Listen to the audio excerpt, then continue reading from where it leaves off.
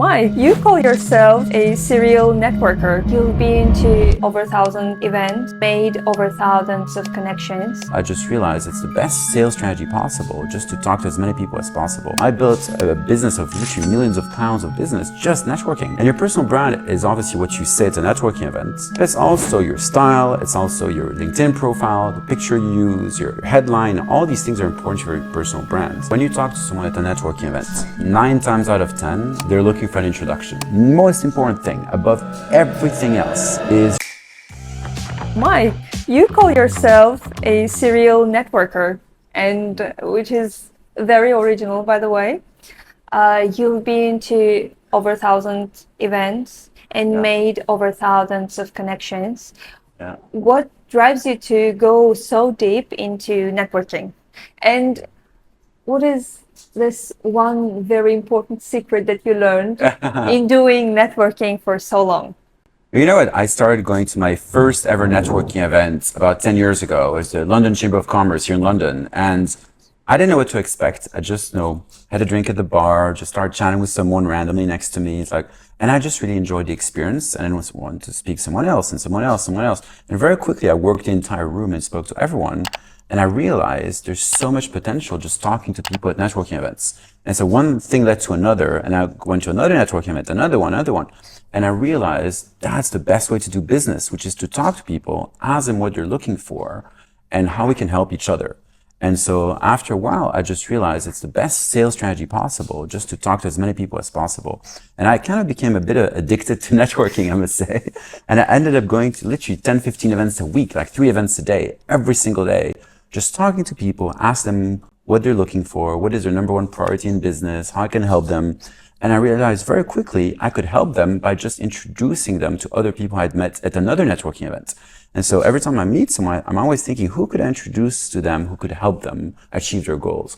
And when you start to meet lots of people, very quickly your brain connects the dots automatically. It's really like a puzzle. You want to solve a puzzle where you meet someone and say, oh yeah, I know someone else. And you kind of bring them together. And I realized that creates so much value and people really appreciate that and are very thankful and really that's very rewarding. Psychologically, but also they help you back. So if you ask them, I'm looking for an introduction to this type of customer or this type of business partner, people will go out of their way to send those introductions to you as well. So it becomes a two-way street. And so literally after a couple of years of doing that, I built a business of literally millions of pounds of business, just networking, just talking to people. Literally just that's the way I realized it's the best way to build a lead generation strategy, which is just to meet people in person, build relationships, build trust among people. And what surprised me the most is many companies where their average deal size is millions of pounds, they hire professional networkers who do this day in, day out, just meeting other people to literally find connections they can make for each other and send each other referrals and introductions. And so I discovered a secret world of professional networkers who literally introduce people to each other all the time. So really, that's how I got into it about 10 years ago. And then I just built from there, just going to more and more networking events and always trying to help others, trying to see what introductions I could make for them. So my number one tip for anyone going to a networking event, my number one strategy, the most important thing above everything else is your mindset. If you go to a networking event to try to sell a product or a service, you're going to fail miserably. Never ever do. That's really the complete wrong way to look at it. When you go to a networking event, your mindset should always be, how can I help other people? How can I have fun? How can I be relaxed and enjoy nice conversations with nice people? And that will always be a successful strategy because people will feel that you're there to have fun, to enjoy yourself, to be nice to others, to help them. And then they're going to open up and you're going to have a much better experience. And every networking event will have a positive outcome. Whereas if you go there, try to sell a product or a service, trying to look for customers, you go in hunting mode to hunt for a potential customer, people will feel that and feel you're trying to sell to them. And that's going to push them away. That's going to really be a massive, it's going to be very off-putting for them. And so really go with a different mindset. Go with the mindset to help others, to have fun, and you'll always be successful. That is my number one, really important, I'd say most important priority when you go networking. Oh, very refreshing, really refreshing view. And I understand you are the type of person who enjoys connections, meeting new people, and talking to different kinds of people. But let's take, for example, me, myself. I am not a good networker, to be honest. Despite the fact, despite the fact that I have been, my whole career was in sales part. I need to network. Yeah. I need to talk to people, but it never came easy to me. It's not just with the clients or with some people that I just met.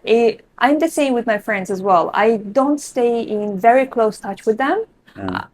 I know they're there. When we get together, it is amazing. I love them. And I am an entertaining person, I believe.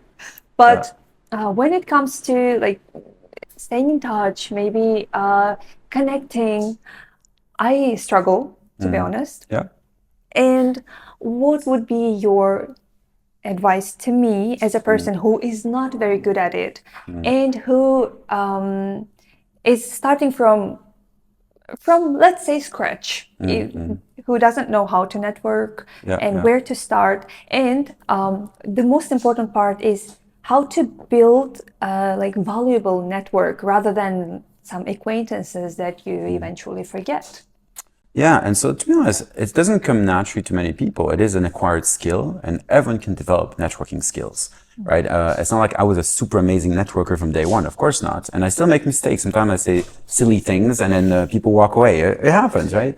You're not always in the best possible mood. So really my advice is, again, going back to that mindset. Go there to have fun, have nice conversations, be agreeable, be nice to people. And if with that mindset, people will appreciate, seeing you, talking to you. So it's really kind of being a friendly person. I think that is just the basics. But then, of course, you have to be more practical. You walk into a room full of strangers. What do you do? If you're a bit shy, you're a bit introverted, you're a bit awkward, you know what to say, who to approach. And that's, of course, these are the basic networking skills. So my advice, you walk into a room full of people. Very often you're going to have groups of small people, like 2 or 3 people talking here, 2 or 3 people talking there. Try to find someone who's by themselves. Obviously, it's much easier to approach someone by themselves than groups of people. So if someone's by themselves, say, hey, how are you doing? Are you also here for a networking event? We're both here to meet new people. Tell me more about how can I help you? What kind of business you're in? So again, these are very simple conversation starters. If there's no one standing by themselves, my advice, go to the bar, and while you're waiting at the bar to order a drink, talk to the person next to you at the bar. That's always great advice. I think it's very easy to start a conversation. Just ask them what they're drinking or whatever. That's very easy.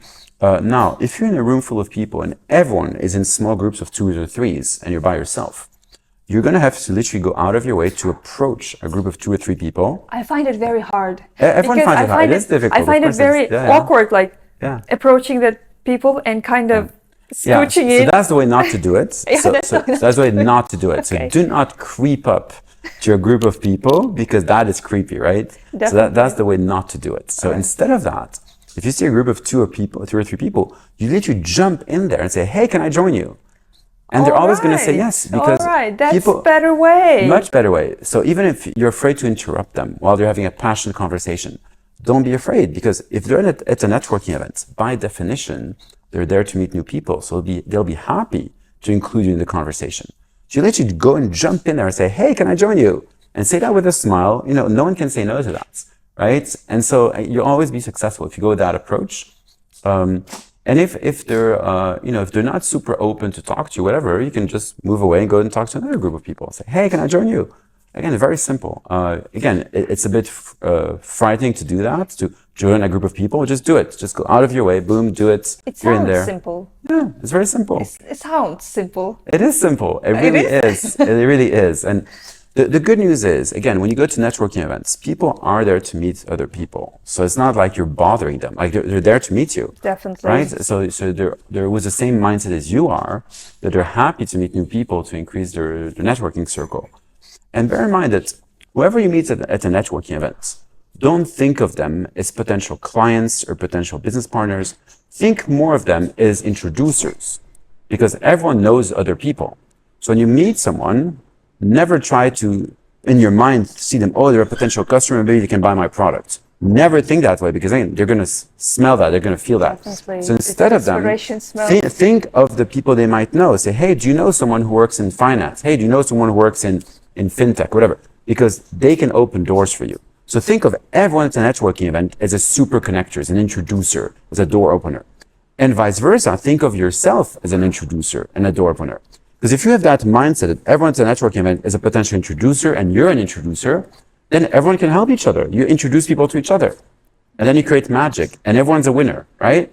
And so that is the way to look at it. With that mindset, again, you'll always be successful. And you make it sound really simple. And to be honest, you just need to try. You just need to kind of crack that border and go ahead and try it, I think. Yeah. And then obviously the other question is the conversation starters. Like when you join someone at a networking event, what do you say, right? The first words you say, always tricky, right?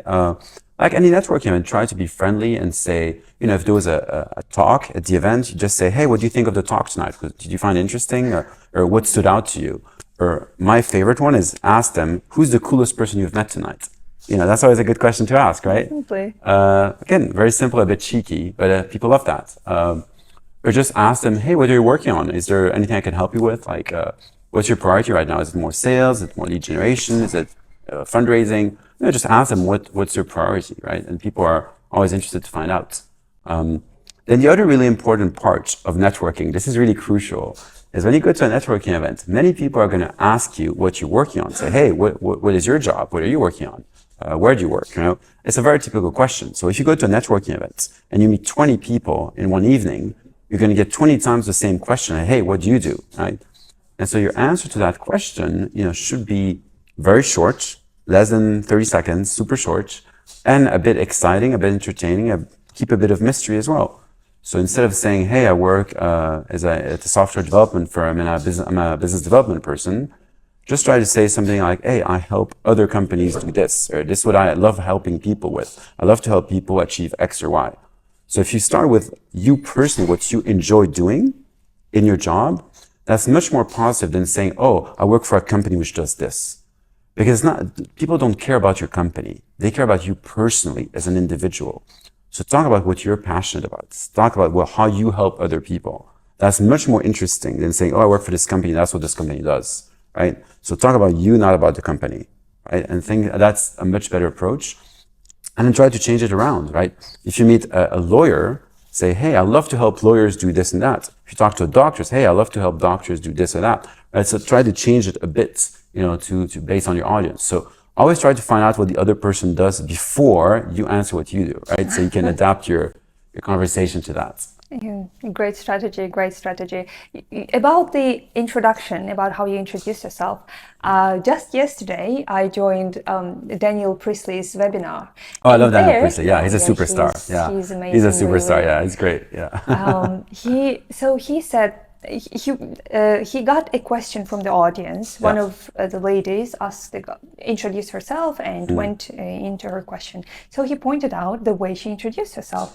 Listen to it. You said, I don't remember where she worked, but I worked in risk management for 40 years. I have an experience in risk management in 40 years, so I'm trying to do this, blah, blah, blah. And he said, when you introduce yourself as I worked as something for 20 years, or I worked at this company for 15 years, you paint a picture of a person who is just a doer, who's a worker bee. But for example, let's say if you introduced yourself, for the last 20 years, I have been changing this in those kind of companies. I have been improving this and that in these companies. Yeah. So here you become a person of influence. Yeah. Yeah, you become... So talk about the outcomes you've achieved rather than the job you had. Definitely. Right. But to be honest, that's similar to a CV. If you look at a CV, no one cares about your job title on the CV, but they care about your achievements. Exactly. Right. So instead of saying I was VP of sales, say I've increased sales by $500 million or whatever, right? So you always mention your achievements, what you've achieved or changed or influenced, rather than just your job title. But also focus on what you enjoy doing. Your emotions are important. So instead of saying, hey, I just increased sales by 500 million, say I had such a fun time. I really enjoyed helping people achieve this or that, right? So I always talk about your emotional. Very different. Very different, right? It's a very different emotional image of who you are by talking about what you enjoy doing, what your passion was, right? Or than just a job, right? And again, I think the more positively emotional you are, the better response you can get from the other person as well, right? So again, it's a two-way conversation, right? So yeah, that's really how it works. Also, when you talk to other people, try to not go into a cliche. You always say, "Hey, what do you do? Hey, what do you do?" It becomes a very boring conversation because it's kind of you're in autopilot mode, where the conversation is, "Oh, I've heard this question 50 times. I give the same answer 50 times," and everything becomes an autopilot mode. And you really want to avoid getting in autopilot mode, both for you and for the other person. And so try to change the conversation around. So instead of saying, "What do you do?" say, "Hey, what's your favorite day-to-day task?" Or "What do you enjoy doing the most?" Or "What's the last cool conference you went to?" Or again, try to change it around instead of just saying, "What do you do?" Again, which is like such a cliche question to ask, right? So try to change things around a bit. It's going to make a big difference. Just as you say, in general, if you want to stand out from a crowd, any crowd, it doesn't matter. You just need to make a little difference. You don't need to go all the way or be super original or something. But when you add a little something to what everybody is doing, you immediately you kind of stick into some people's minds. You want to be memorable Yeah, for sure. Yeah, exactly. yeah. You What's become important memorable. is your personal brand. As a person, you want people to at least remember something about you, and it's obviously something positive about you. So try to have, your personal brand is to stick out. Like, oh yeah, you're the person to go to for legal advice, or you're the person to go for accounting advice, or you're the person to go to for whatever. So try to have that memorable, very short description of what you're passionate about. So people remember that. If you talk for 20 minutes about everything you do, people won't remember any of it. So try to stick out for one thing, right? So my personal brand is the king of networking, right? Everyone knows that. Yes. So that's what obviously I do a million other things, but that's what I stand out for, right? So that's what people remember, which is great. So that's my personal brand. Everyone's got their own personal brand. I think it's important to build that. And your personal brand is obviously what you say at a networking event. But it's also your style. It's also your LinkedIn profile, the picture you use, your headline. All these things are important to your personal brand. So it's not just at the physical networking event. It's also the follow-up after it, which is so important. So you mentioned earlier, you're not very good at networking, especially following up on your friends, your connections. Yes. And that's another point I want to make. It's so important to follow up. Because if you meet a bunch of people at the networking event and you never follow up with them, they'll forget about you, obviously. And then you forget about them. And you'll forget about them, and it's all for nothing. So really, it's super important to follow up. Everyone you meet, try to remember something about the conversation you had, and send them immediately a message on LinkedIn. Say, "Hey, it was so great to meet you at this event, and I really enjoyed our conversation about X or Y." Right? And just that little, it's super short. It's not gonna. It takes 30 seconds to do this, and it makes a huge difference because then you can go back to that conversation 2 years later in your LinkedIn chat and remember where you met and what you talked about, right? Wow, so really important. Very important note, Yeah. important note, because you generally forget, okay, I kind of vaguely remember this person. I saw him somewhere, but I have no idea what he did or what she did and how we met. So definitely. So you just write a short message about where you met and what you talked about. Yeah, but very briefly, good. 2 words, super short. Yeah.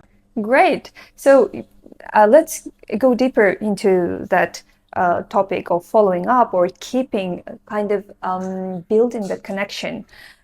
How you turn your network that you've made in event or on any other way, how do you turn them into actual lead generation strategy? How do you turn it? Can you elaborate on that? Yeah, so for me, it's all about introductions. So when you talk to someone at a networking event, 9 times out of 10, they're looking for an introduction, either to a potential customer or a potential investor or a potential business partner.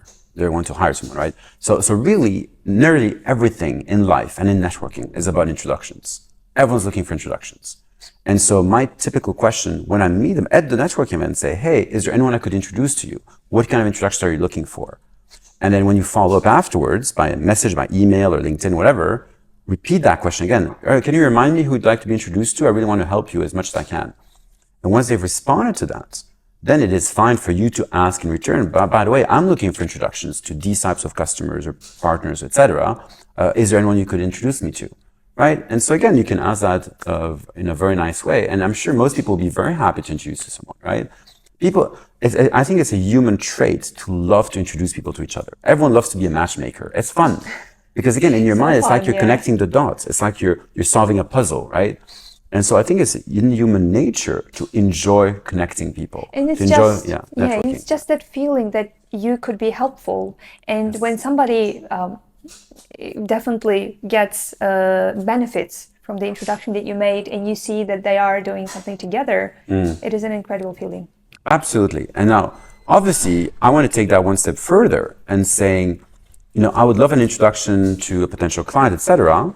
But by the way, if you make that introduction, not only will I be very grateful, of course, because you helped me, I'm super grateful, but on top of that, I want to reward you, and I'm more than happy to pay you a referral commission on success. So if you introduce me to a client and we close a deal, I'm happy to pay you 10% of the deal, or 5% or 20%, or whatever your margin is, whatever. So that's also important. That not only are you kind of asking them for a favor, but you're happy to reward them for that favor. So that's a really important point. So make it clear that if you introduce me to any customer, you'll be handsomely rewarded. Because again, for them to make that introduction, they have to go out of their way, right? To really make an effort to help you. So you have to reward them fairly. It's fair compensation. And so I'm always very keen that any potential good introduction to a potential customer should be rewarded, right? On success, right? You only pay them if you actually close a deal, right? And so for me, that's really an important part of it. And I think in the business world, it is quite a common business model for people to pay a referral commission on success for a good introduction to a customer. So it's something people already do, but a lot of it is done a bit under the table. It's a bit like, if you introduce me to someone, I'll pay you a referral commission. But there's no official agreement. You didn't sign a contract. It's more There is no I'll do it. contract for that. Yeah. I understand. There is no contract. I mean, there are some referral agreements, but not many people sign them. And the problem is it's always a bit of a gray area. It's not always clear what the terms and conditions are. And if let's say you introduce me to a customer and I close a deal 6 months later, by 6 months later, I'll have forgotten that you made that introduction. So even if I'm very honest and I want to pay your referral commission, I completely forgot 6 months later, 9 months later. And so the question is, how do you track that? How do you track introductions to make sure, even if the deal comes out 6 months later, their introducer gets fairly compensated? How do you track it? How do you take care of these payments for referral commissions, etc.? And so that's really the area I think has a lot of potential for disruption. And that's really what I'm about. That's what my startup is about, IntroStars. Yes, IntroStars. I built that startup really to help people build a paid referral program in 3 clicks, super easy, to track every introduction and to make sure introducers are fairly compensated. So if they make a great introduction and a deal comes out a few months later, the introducer gets fairly compensated. And so for me, it's all about fairness. It's about helping each other, making great introductions, but also making sure everyone's a winner. Everyone's always a winner, right?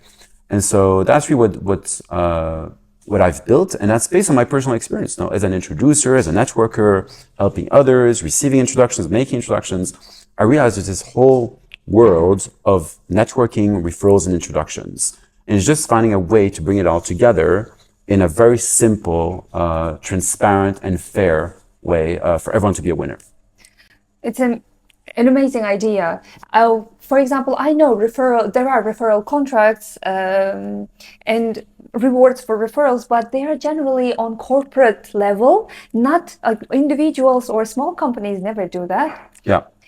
But I understand that your startup, IntroStars, is there to help those people to not just to agree on referrals, but also kind of track 5 months later, a year later, that the deal is, if the deal is done, but make sure that you get your reward. But how do you track it? Yeah, so you're absolutely right that there are some referral programs out there, but typically for big companies, big corporate companies. So I used to work for Zoom, managing their partners in Europe, and they had a referral program, right, for partners who send them referrals, and Zoom would pay them a referral commission. So I was very familiar with that model, of course. But obviously, Zoom is a big company, billion-dollar company, with thousands of partners, and those partners are mostly companies as well. And so I want to take that same referral business model, but apply it to millions of small businesses and millions of introducers on an individual level. And that's really kind of taking that existing model, but just applying it in a much more scalable way to any small business who who are looking to receive referrals, and an introducer who wants to make introductions for others and help others, but get fairly compensated so they can pay their mortgage and their bills, right? And so it's finding that model. And so really, it's really built on my experience in that industry of having a proper, well-established referral program, but applying it to much smaller businesses to make it much more scalable. To answer your question, how do we track it? So we have a tracking feature built into IntroStars, which is called the Intro Tracker, which tracks every introduction you make and receive. And then the person receiving the introductions, we call them intro seekers, they receive weekly reminders for every introduction they received to follow up and to change the status of introduction, whether a deal has come through or not. And when a deal has come through, to declare the deal and to pay the referral commission on success. And so really there's that tracking mechanism is built into the user journey, and the follow-up and the weekly reminders all part of that user journey as well. So really we've built a whole end-to-end experience, both for introducers and intro seekers, to make sure those introductions are tracked and a deal is declared when it's done. Is there any way to track, for example, I mean, there may be some users that would like to close the deal under the table rather than, maybe tracking it on their outside of the platform. Yeah, I understand what you mean. Platform. Yeah, Okay. so you're asking about disintermediation, right? People doing things outside the platform. Exactly. So think about it like eBay. On eBay, you have buyers and sellers, Yeah. and sometimes you could do it off platform, off eBay, Yeah, so you not to can pay just the send. eBay fees, right? But obviously, going back to eBay as an example, the problem is if you do that off platform, you're no longer protected. Now, eBay provides protection to the buyer that if the good is not shipped or it's damaged or it's not good, that they can get a refund, etc. So there is a strong incentives for people to do it on eBay instead of outside of eBay to keep that user warranty. protection, right?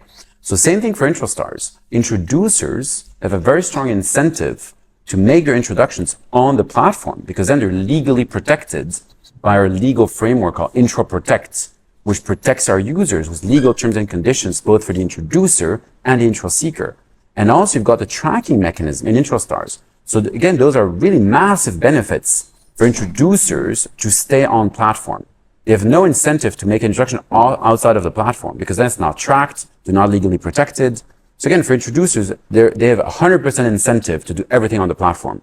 Now for the intro seekers, when they do a deal, the deal is always off platform. They talk to their customers, completely outside of the platform. That's normal. That's what it should happen.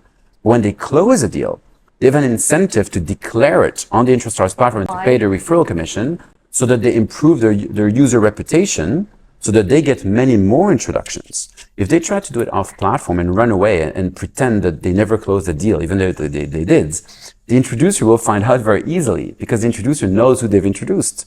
And so if the intro seeker tries to run away, that will destroy their reputation and they'll never receive an introduction again. Now, most people who work in sales, in B2B sales, who are a startup founder, they really value their reputation. Their reputation is the most important currency. It's more important than money because reputation means people are going to talk about them in a positive way and they're going to receive many more introductions and referrals. So they have a very strong incentive to have a good reputation. And having a good reputation means abiding the terms and conditions and paying referral commissions when you close the deal and declaring the deal, right? So there is a strong incentive for intro seekers to declare deals and pay the referral commissions. I see. Okay, now it makes sense. It makes a lot of sense. That's great. About you just mentioned, we just touched up a little bit on this reputation. You are a big advocate of warm lead generation rather than cold.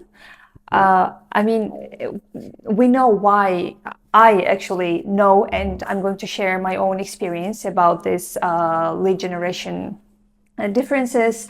I know why it is much more powerful. The warm lead generation is way more effective and powerful rather than cold reach outs.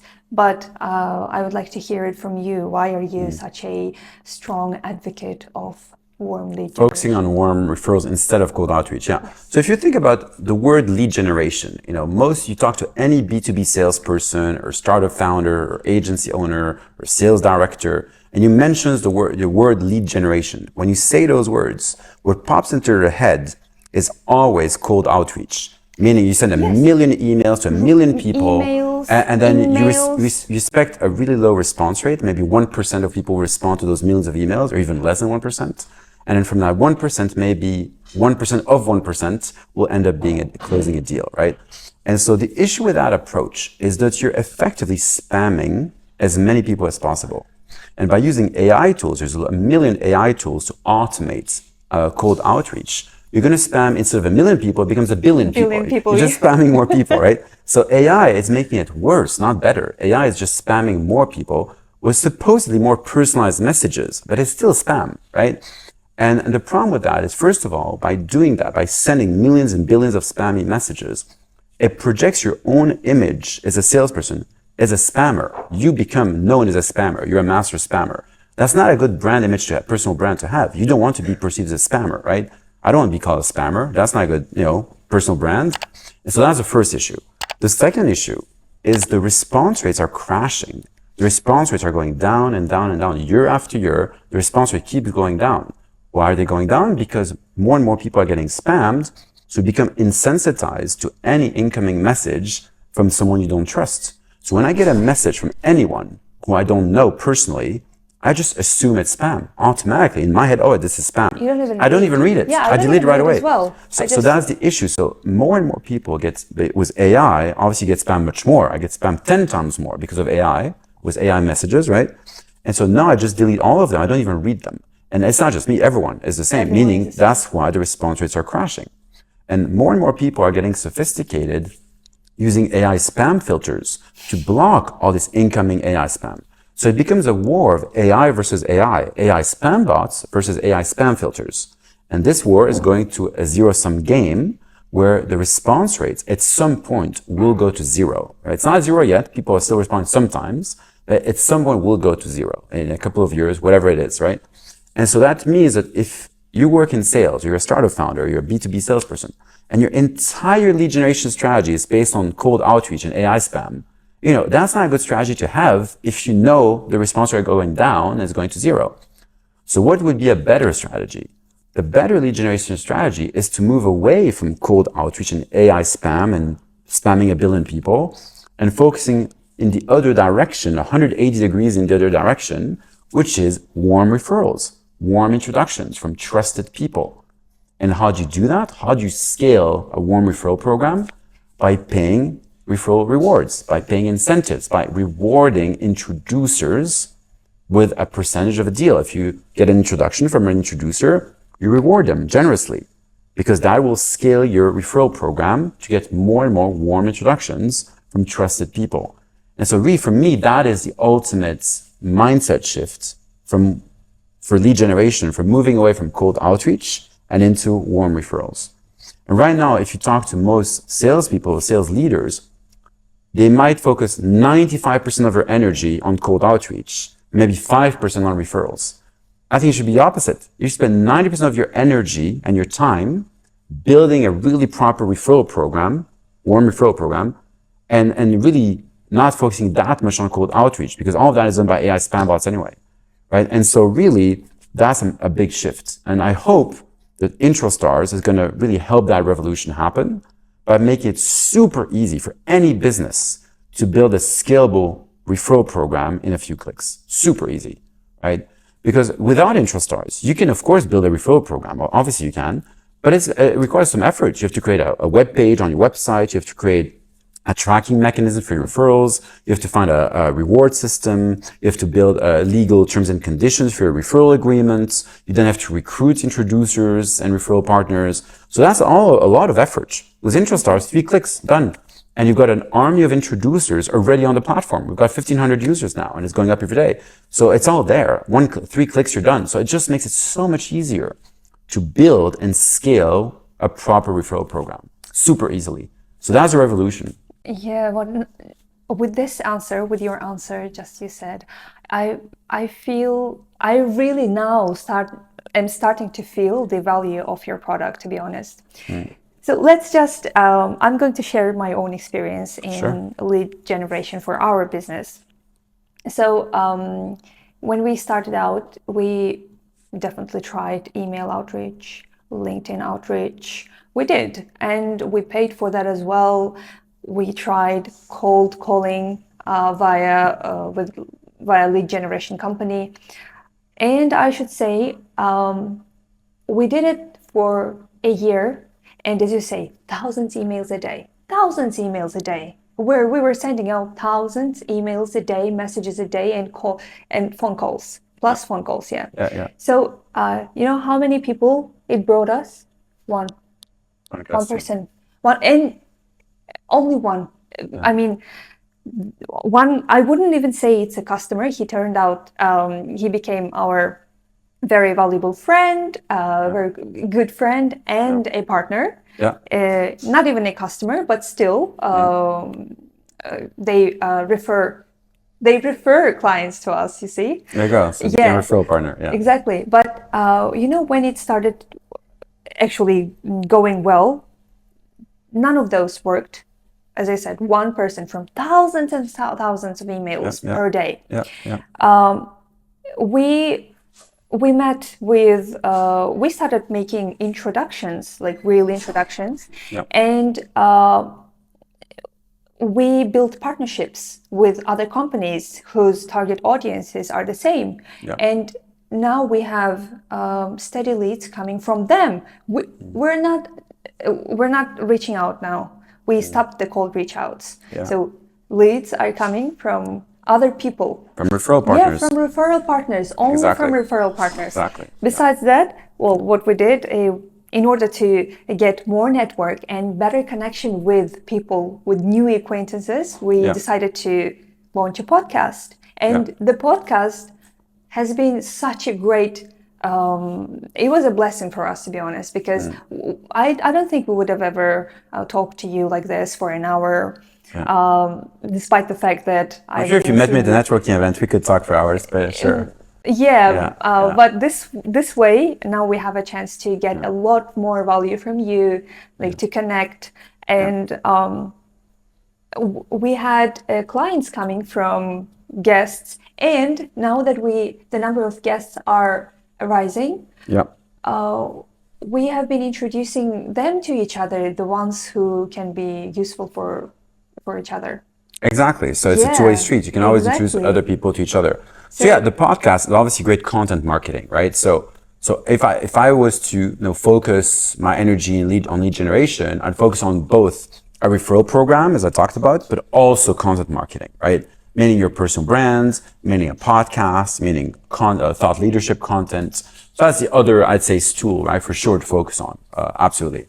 And I do the same, obviously. I do lots of content marketing as well. Yes, you are very active on LinkedIn. Absolutely. And I love to help people, share thought leadership, share experiences, tips and tricks, helping people improve their networking skills, as well as their referral programs and lead generation strategy.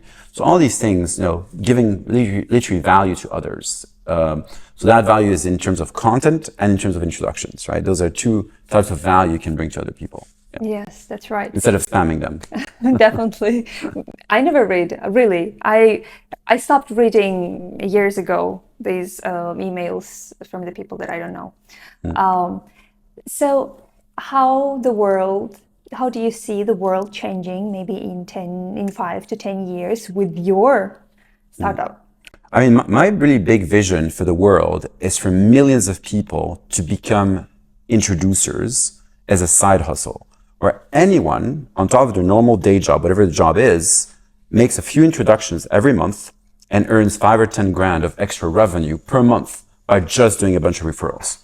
For me, that is really the bigger picture, that anyone, no matter what your industry is, what your job is, everyone knows people. We all know people, right? Whether it's people you went to school with, your family, people you used to work with, we all know people. So it's really easy to make an introduction. Everyone can do that. You don't need special skills or a diploma. You don't need any of that. So you go to a website like IntroStars, see what people are looking for, make a bunch of intros, takes like 3 clicks, super easy. And literally a few weeks later, you get like 5 grand, just like that. It's so easy. So my bigger vision for the world is for millions of people to become professional introducers, again, as a side hustle or even as a full-time job. I want to inspire people to choose that as a career path to be an introducer. When I tell people you want to work in sales, people don't like salespeople because they're always selling. Of course. So I'm not talking about sales, I'm talking about introducers because everyone loves introducing, right? That's a much more positive thing than sales in terms of mindset.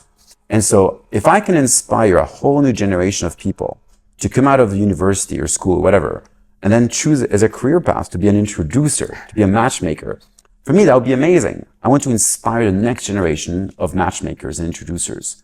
And whether to do that as a side hustle or as a full-time job, either one, it's great. It's fabulous. And so obviously to do that, you need to inspire young people to be networkers, to go out networking, to meet people, to build their network, so that then afterwards they can start introducing people and then monetizing it, right? So it's really that whole journey of becoming a networker, an introducer, and then becomes your job or your side hustle to be an introducer and a matchmaker. For me, that is an amazing opportunity for millions of people around the world. And I want to give them that opportunity. So with IntroStars, anyone can sign up in 3 clicks, become an introducer. That is a massive revolution. I think that will be the job of the future. And it cannot be done by AI because the introductions are human to human. It's based on trust. If an AI introduces me, it's a robot. I don't trust them. It's just AI spam, right? Like all the rest. What is not replaceable by AI is really that human trust, that human connection. I met you at a networking event. We laughed about a few jokes. We remember what we talked about. We build that human connection. So in 6 months' time, I make an introduction for you. You're going to trust me. So, oh yeah, I remember Mike. We met 6 months ago. He was a funny guy. And now you trust me instead of an AI spam bot sending you a spammy message you're never going to read, right? And so for me, that's something where humans bring value, that human aspect, which cannot be replaced by AI. And so that's why I think it's a job of the future to be an introducer and a matchmaker. And I'm super excited by that, by seeing millions of people become introducers. I think that's amazing. It's like a super positive outcome for the world. I also think from a spiritual level, it's great to connect people. You make the world a better place. Definitely, when you introduce people to each other, you create magic, you create opportunities, and that's bringing people together. So it's got a very strong ethical value as well, right? It's helping people. So again, I'm very optimistic about the future. It was beautiful. Definitely, it was beautiful. I mean, your vision, how you want to change the world is beautiful. And I think IntroStars definitely is a platform that could be extremely useful for our business. And we will give it a go. And we will share what kind of result we get on LinkedIn. Amazing. And anyone who would like to get some warm introductions, please sign up to IntroStars and just try it out. Yes, and you don't lose anything. Just try it out. Exactly. Yes. I don't know what else to add. I think what you said was really beautiful, and I want to end at that note. Perfect. Yeah. Yes. Thank you so much, Mike, for coming. It was a pleasure talking to you, and I feel like there is so much more that we can learn from you, and we would love to have you again sometime if you would be happy to do so. Absolutely. Listen, we're still changing the world every day, and we're growing the IntroStars community of super connectors and inspiring a whole new generation of introducers. So I'm sure if we talk in a few months, we'll have a much bigger community and even more success stories. So I can't wait. I'm excited. Thank you so much for inviting me today. I really enjoyed our conversation. Thank you for coming. Thank you for your time.